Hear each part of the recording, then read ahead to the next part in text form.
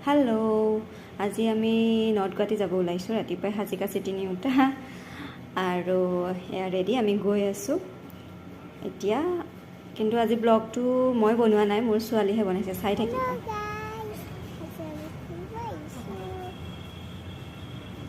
কৈ দিয়া নৰ্থ গুৱাহাটী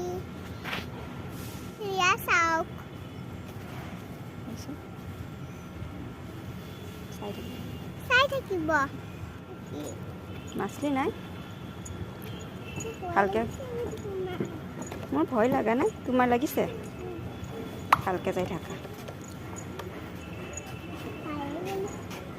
পায়ে গ'লো